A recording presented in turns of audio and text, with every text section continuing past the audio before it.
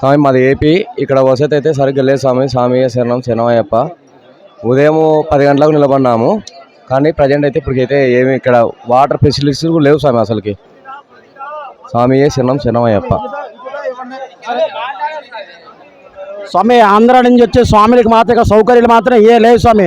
భోజనాలు కానించి లైన్లు కానించి ఇక్కడ ఏ లేవు. స్వామిలు మణికంఠలతో వచ్చి చాలా ఇబ్బంది పడుతున్నారు. దయచేసి మాత్రం మణికంఠలు మాత్రం తీసుకొని రాకండి. ఇక్కడ చాలా ఇబ్బందిగా ఉంది పరిస్థితి. శబరిమలలో మాత్రం పరిస్థితి మాత్రం చాలా ఇబ్బందిగా ఉంది. ఇక్కడ వసతులు లేవు. మణికంఠలతో చాలా ఇబ్బంది పడుతున్నారు. ఉండలేక ఎండకి దీనికి వాటర్ లేదు, ఏ లేదు, భోజనాలు లేవు, ఏ లేవు. స్వామిని దర్శనం కూడా టైం కావడం లేదు. స్వామి చాలా దారుణంగా ఉంది.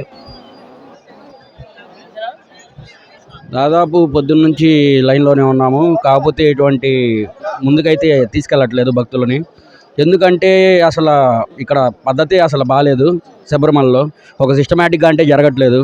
భక్తులని ఎక్కడ ఆపేశారు. వసతులు లేవు, ఏం లేవు, వాటర్ లేవు, ఏం లేవు, తినడానికి లేవు. ఏం రెస్పాండ్ అవుతున్నారు? ఎక్కడ రెస్పాండ్ అవుతున్నారు? రెస్పాండ్ అయితే ఇట్లా ఉండదు కదా.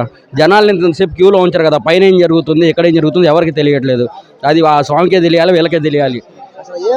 అసలు ఏం జరుగుతుందో కూడా అర్థం కావట్లేదు. అసలు ఏం చేస్తున్నారో కూడా తెలియట్లే. జనాలు మొత్తం క్యూలు అయితే నిలబడిపోతున్నారు.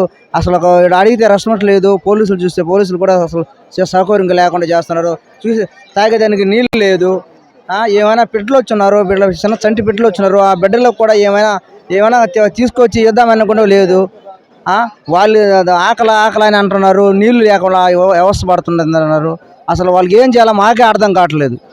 సరే అట్లా జరుగుతుంది పరిస్థితి. ఆడ పైన చూస్తే పైన ముందు కూడా జరగట్లేదు.